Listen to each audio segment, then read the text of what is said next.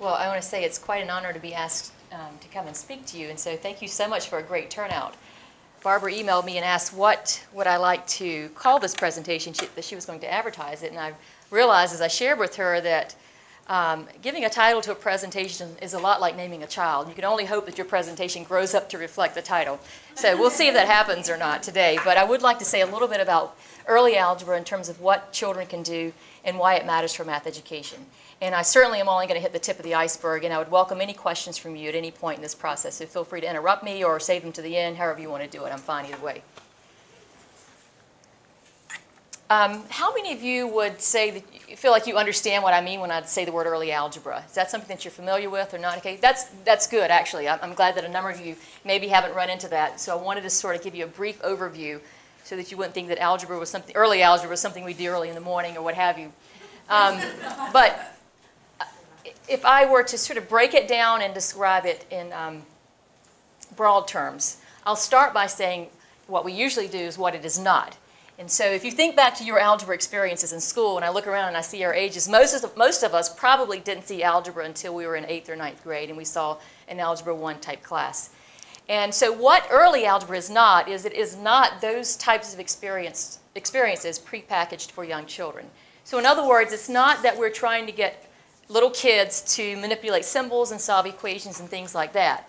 But there are, I think, 4 key mathematical practices that we do want students to be able to do in the elementary grades. And I would describe those, first of all, as generalizing. That's really the biggest piece here, that students are able to identify pattern, structure, and relationships in mathematical settings that are appropriate for elementary grades.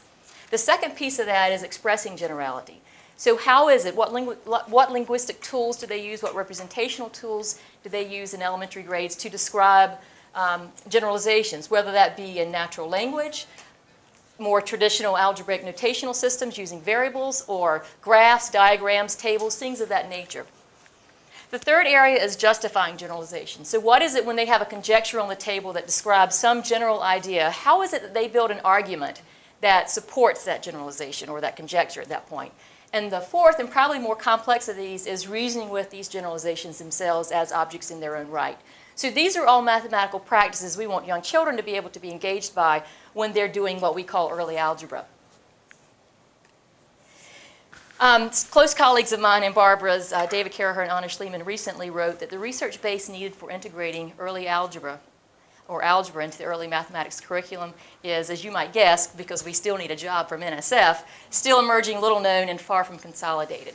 So as a field of research, early algebra is relatively new. It's not been around as long as some of the other disciplines or studies of work in math education, certainly. So that means there's a lot that we don't know. But I think what they would also agree with is what we do know is compelling. And probably at this point, if you look at what we've done in the last, say, couple of decades in terms of early algebra, I would describe a lot of it as being about existence proofs, that children can engage in some kinds of ideas. I think right now we're on the threshold of being able to move that further and push that more into the realm of efficacy work, where we look at impacts and really sort of explore the premise that if kids have these kinds of experiences in elementary grades, it's going to matter later on in middle grades and beyond. And I know Barbara and her group is working on that. We currently have a project dealing with that as well. So we're excited that maybe we can now begin to push this a little bit further beyond what we've been doing in the last decade or so. I would like for you to take a minute and just solve this problem for me. And I will confess that I really hate when I go to a presentation and people ask me to do a math problem. So if I can move past that, I'm still going to ask you to think through this. But I don't want you to just solve it as you are sitting there. When you solve it, I want you to think about what would a young child be thinking when he or she is going through this problem. So think like a child when you're doing this.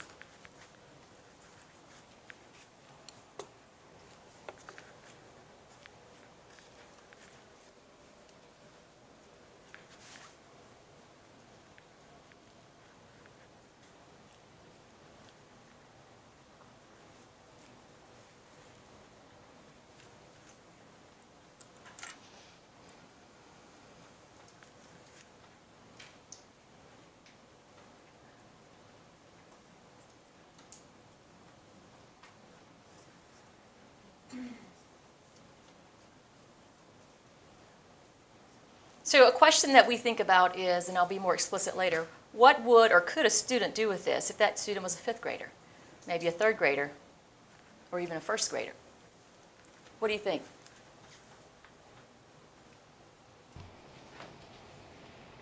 You can't answer, Barbara. I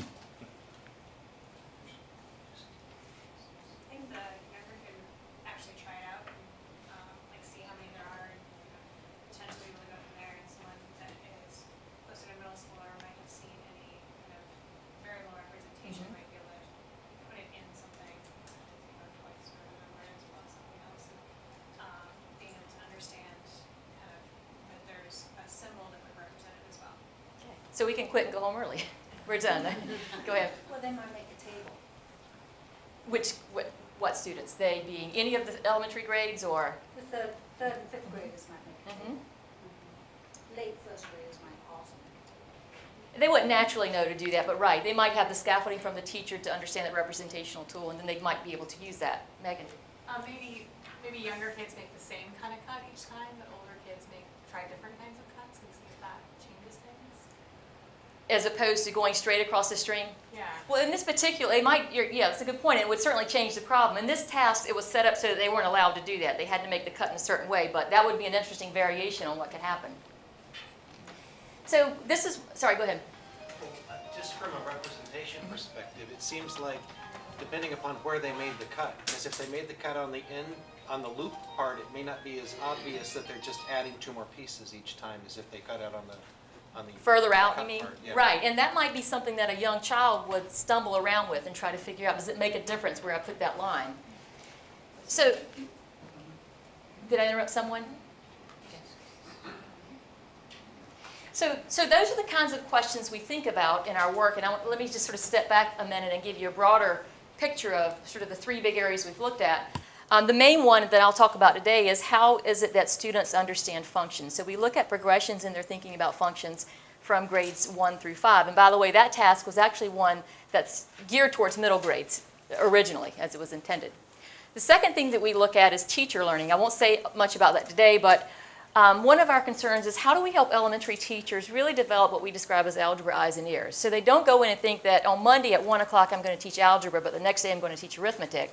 But instead, they look at what they're doing in a daily practice, and they figure out how is it that I can lift out structure, patterns, and relationships in whatever I'm doing mathematically, be it arithmetic, geometry, or what have you. And research points out, and I've had this experience many times with elementary teachers, is that they would more likely be the group of teachers out of K-12 that are perhaps less comfortable with math. They may have some significant math anxieties and so forth. So trying to help and support teachers in that process has really been something we've been trying to think hard about. But not just a teacher alone in the classroom. The third area is systemic change. And I think certainly professional development bears this out generally in terms of approaches we might use, that we need to think systemically, and not just, again, as an isolated teacher, but how do we develop early algebra across classrooms, across schools, and across districts. I'll talk mainly about the first point, say a little bit about the second point. But in terms of children's functional thinking, there are 4 things that we've looked at throughout the years. The first is developing representational tools. And how is it that they can develop these tools? How do they use them? And how does the way they understand different tools vary across grades? So what might a 1st grader be able to do when he's thinking about a function task like the string problem in the way you were describing, as opposed to a 5th grader? What are the differences? The second piece is how is it that young children can coordinate covariating data and attend to 2 simultaneous data sets? And that's been a little bit tricky, and I want to add to that, keeping the independent variable explicit. One of the things that I think is probably a more current way of thinking about this idea in elementary grades, particularly the early grades, is a movement away from just strict patterning or looking at single data sets or recursive patterns or things like guess what number might come next.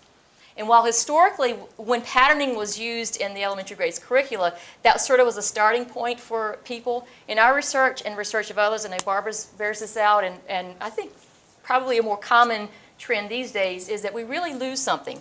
When in the elementary first 2-3 years, we entrench thinking in a type of relationship and pattern exploration that doesn't account for 2 varying data sets. So we've been concerned with the question of how is it that young children, even as early as first grade, might attend to multiple data sets and the covariation between them. The third area is within that context, how do they understand the relationships that do occur? Can a first grader move away from recursive patterns and into describing covariation or even a correspondence rule or function rule, depending on what you want to call it?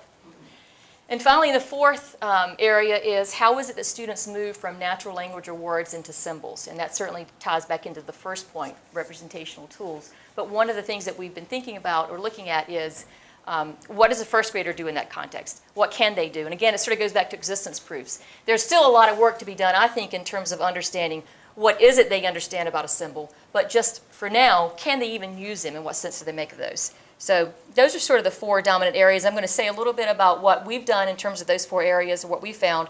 Then I'll step back and sort of survey early algebra research. And then I'll go into another the second facet of this presentation. Okay. You can see that. Good. So what you have on the left is a picture of a young child, first grader, who is working on the handshake problem. And this is a problem you've probably heard before, something like, if you have 5 people in a group, how many handshakes would there be if everybody shook hands once? Well, the task that she's being asked to look at is what if, the same problem, but what if the number of people in the group vary? And so you get a nice functional thinking task that's quadratic in nature.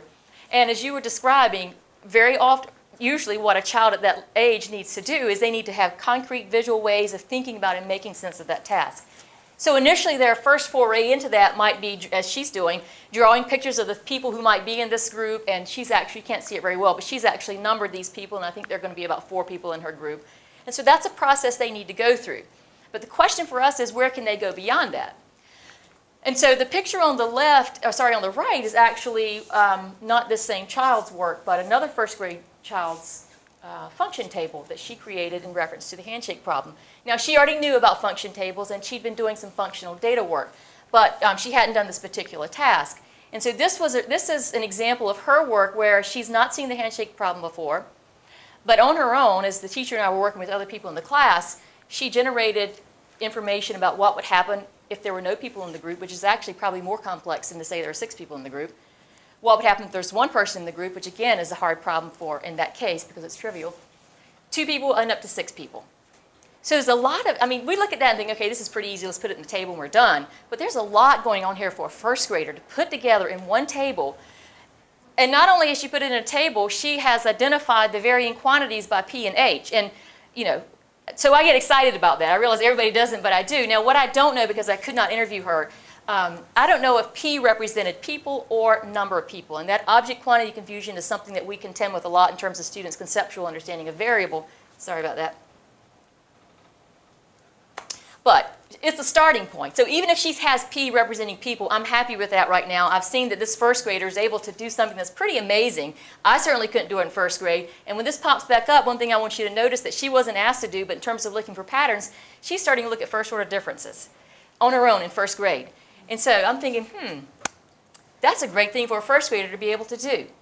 But I don't want you to get so lost in the algebra that we lose the arithmetic. They're first graders, so they're still learning things about set correspondence, one-to-one correspondence, all these things about number that's being embedded in this algebraic task. So there are 2 purposes that are happening simultaneously. And later on, as I talk about this argument of they just need to learn arithmetic, this to me is the way they learn arithmetic, or it's certainly one of the ways. It's a critical piece of what it means to understand arithmetic deeply.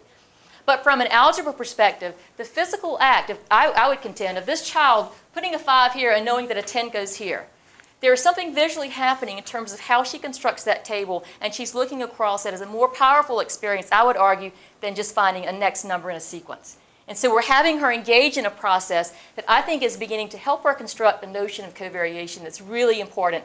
And not a means to an end in terms of the end being a functional rule, but it is the end. For the first grade student, this is what we want them to think about and do. If they get to some function rule, that would be wonderful, but this is really something powerful for that child to be able to do because there's a lot going on.